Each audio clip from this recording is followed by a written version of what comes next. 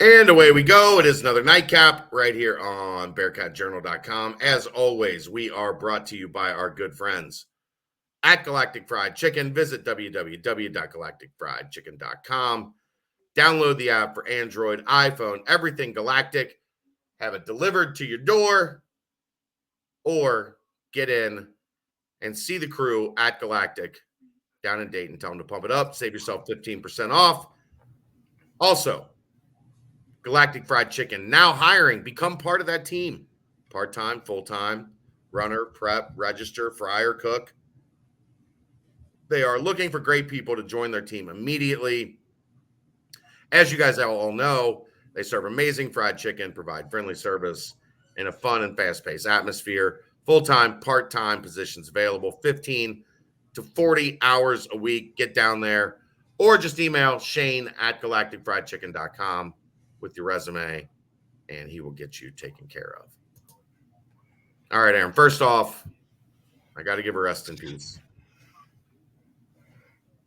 Rest in peace, SpongeBob SquarePants.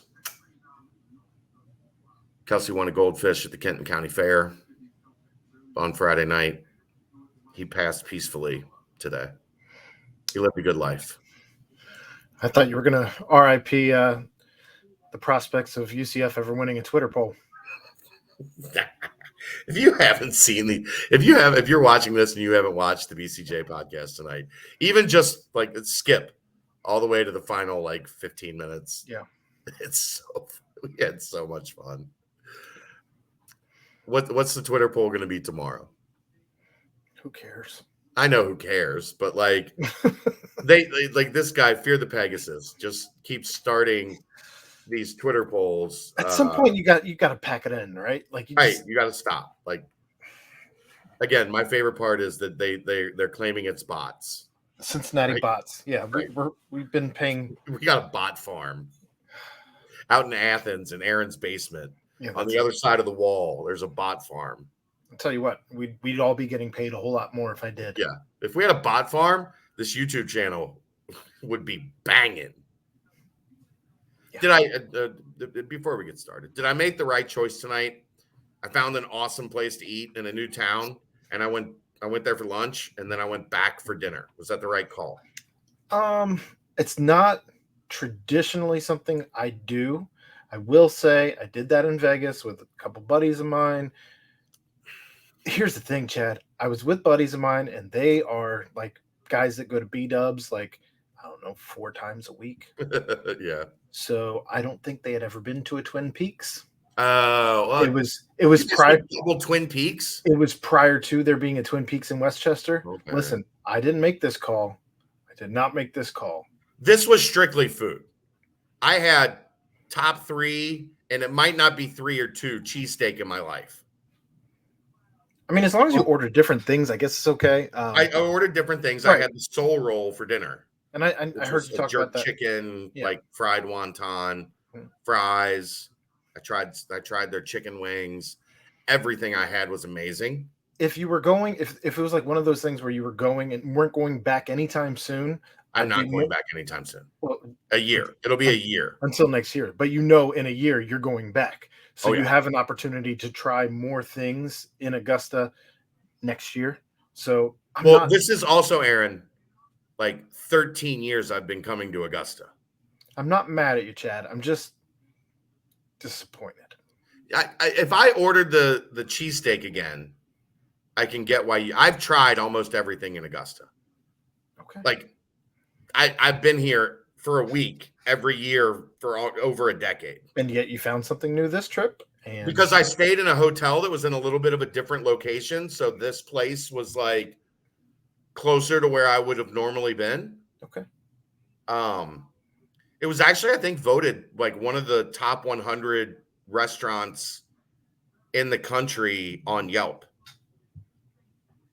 All right. And it's just this little tiny, there's an order window, and you order and you sit outside, and you wait, and then they call your name, and there's your food.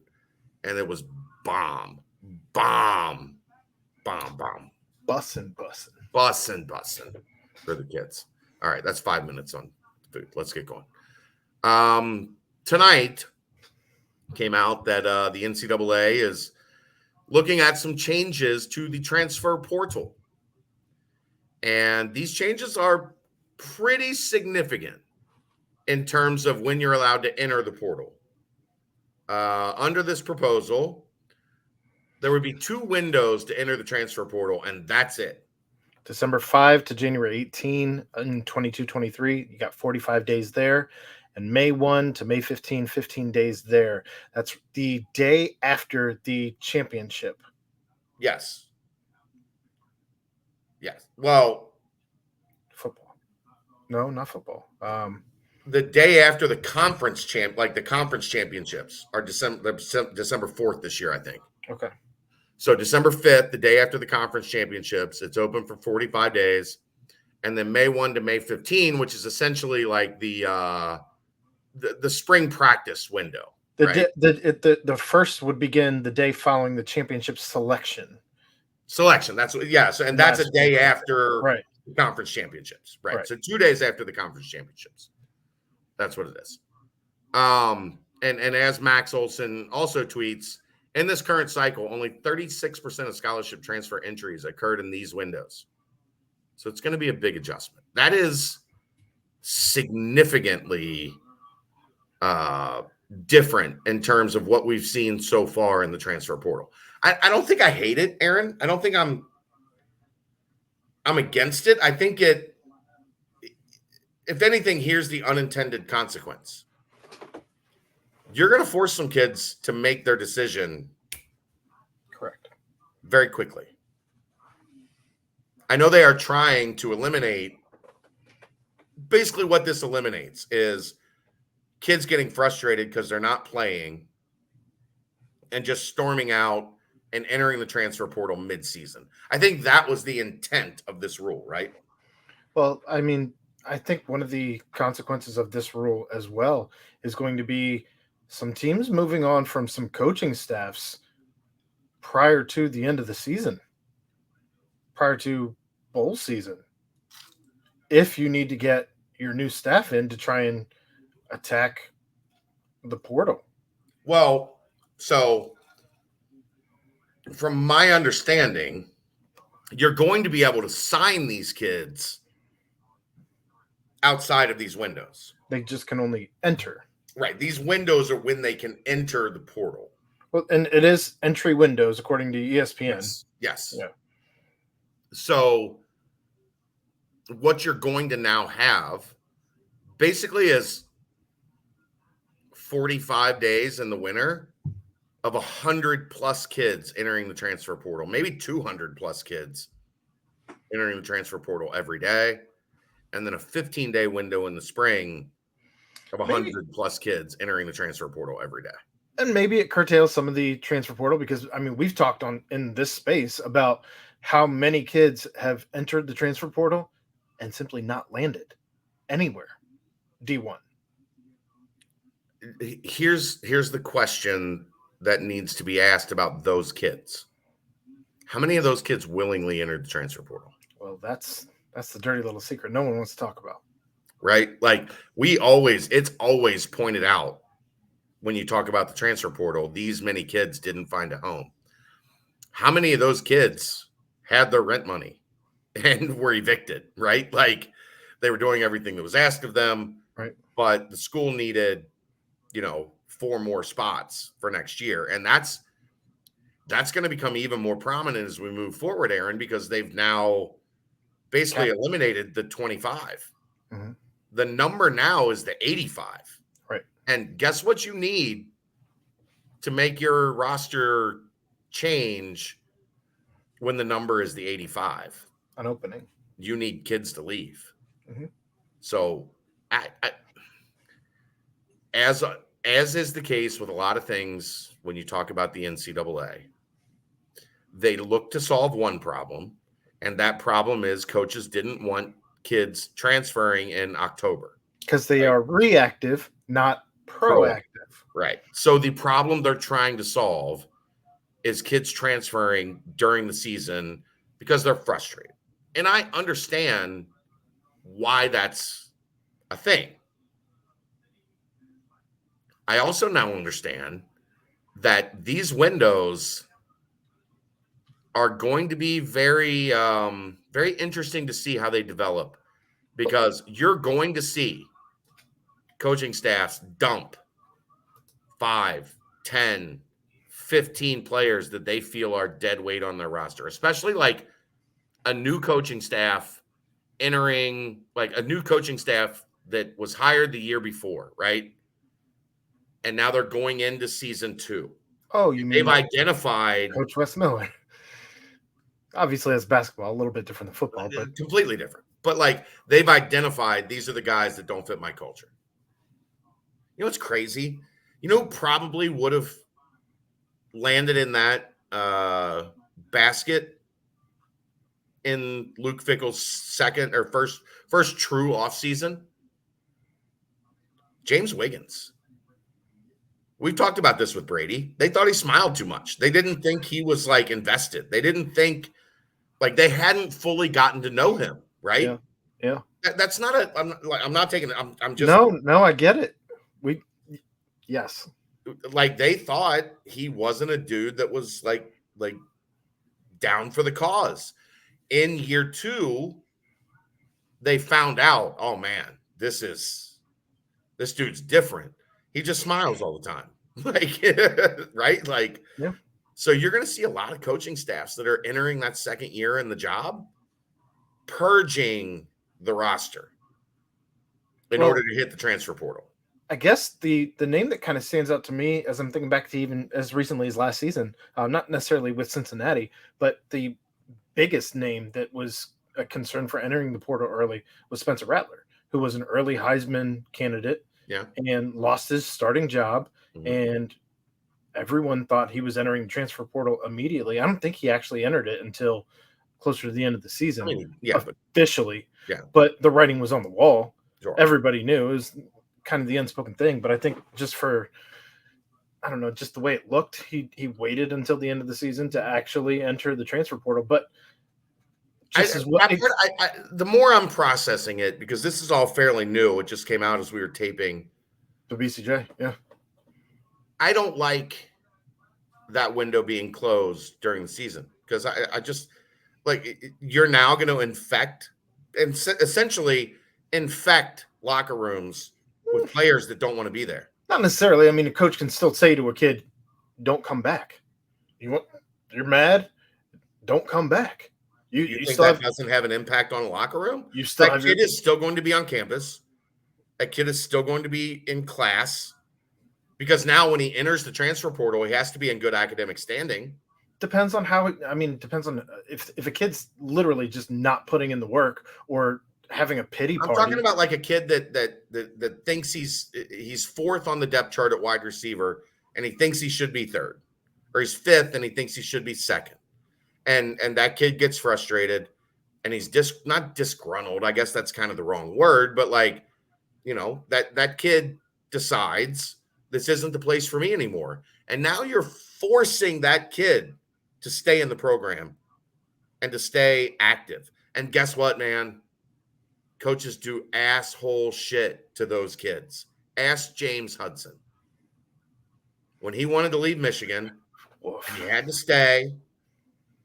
And that coaching staff put him through hell. They accused him of things that weren't true. Like, from that standpoint, the more I think about it, I mean, I don't think this is like that window not being open the entire season, and kids are now going to have to like, okay, I guess this is the okay, I'm thinking through. Mm-hmm. Are we like they say they're really concerned about mental health? Are they really concerned about mental health? I mean, with this, the NCAA has never been concerned with mental health. I know. Obviously, newsflash. My point is they're showing their hand, aren't they? None of the major sports are really concerned about mental health, though. Right. Like, I mean, they're showing their hand by saying you don't have an out during the season now. You are stuck until the day after selection. Think about that. That's also 2 weeks after the regular season ends. And then you go through the conference championships, or at least a week and over a week and a half. You cannot enter the transfer portal, unless you just walk into a coach's office and quit football, and then you lose your support. You like potentially you're risking losing your scholarship. yeah, That's what we're going to force the kids to do. that's a bad look on everybody if that's what's going to start happening. Now the more I'm thinking about the ramifications of this, I don't mind a window of like, this is when you have to transfer by this day. That what it goes back to though is kind of the same thing that it always goes back to, is that the NCAA is less worried about the actual student athletes and more worried about how convenient it is for coaches in the universities. So I think this is like to talk you through my process. The January 18th thing makes sense because if you're going to transfer at the end of the season, you have to find a new home and be eligible and be starting classes right around that date. Yeah, after Christmas break. So that part of it made sense in my brain. But the more I'm thinking it back, how can you tell a kid you're not allowed to transfer? You're not allowed to leave until after the season. Well, you can check out anytime you'd like, but you can never leave. I don't know. The NCAA is becoming Hotel California, Aaron. It's not I think that if an athlete was to challenge this in court, I don't know how the NCAA. Because here's the other thing. Here's the newest thing that popped in my head. I'm sorry, I'm not letting you talk. That's fine. It's status quo. You can't communicate with anybody else until you're in the portal. Yes. Legally. By the rules. You can't, you're leaving. You know this is not the place for you. Guess what? A lot of college students realize that during a semester. And now you're not able to even begin the process of what's the next step in your fucking life. Legally until 2 months from now, 3 months from now. Sorry, your life's on hold. You're a prisoner here at XYZ State University. I don't know. The more I talk through it, the more I don't like. I would venture the NCAA to stop a kid. Or, I mean, again, it goes back to how bad of a look is it if a university is like, no. Because the university's not going to have to say anything because the NCAA is going to have a rule that you cannot enter the transfer portal until December 5th. Yeah, you can have that rule until someone. What if you decide on September 23rd? Until someone challenges it. Who has won a challenge against the NCAA? The student athletes in the NIL. You know how long that was Ed O'Bannon, who was not a student athlete. Oscar Robertson was very much a grown-ass man. Yeah. And that thing took like 15 years. It did take a long-ass time. You think the student athlete has the resources to fight?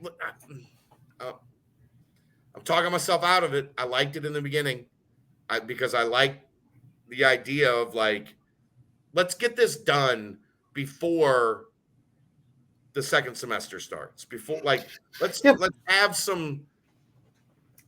So say though you have a Spencer Rattler who wanted to do it. He has the clout and the following, social media wise and otherwise, with ESPN, with Fox, with whoever. He's got the. Oh, that's going to be a thing. The media following going to ESPN like I'm being held hostage. Yeah, at this university. Yeah, and that's where it'll get interesting because the NCAA. My mental health is suffering. Yeah, everybody here is against me, and I'm basically locked in because what happens when this stuff starts spreading? Everybody turns on you. Well, especially you're a Spencer Rattler, Wasn't PJ Fleck basically going through this offseason already? Yeah. Where kids were like, hey, one kid, I think, started this movement against PJ Fleck, but it was like, hey, if anybody else from Minnesota wants to speak out against this anonymously, I got you. Just send me the message, and I will put the message out there, and I will let you remain anonymous. But he was trying to mount a tide against PJ Fleck, who, by many, many accounts, is an asshole. Row the asshole. So I don't know. I think that you're going to start seeing the voice of the athlete is going to do nothing but get stronger. This is bad news. You're all the way against it now. Well, I started talking myself through. That's why we do these things, right? So we can talk through. Yeah. When Dave presented it to me, I was just looking at the surface stuff. Yeah. It hadn't really started digesting. 15-minute conversation will get you there. Yeah. That's what we do here. See you tomorrow night. You're welcome for the counseling session. Appreciate you. It's the Nightcap, brought to you by Galactic Fried Chicken, right here on BearcatJournal.com. See ya!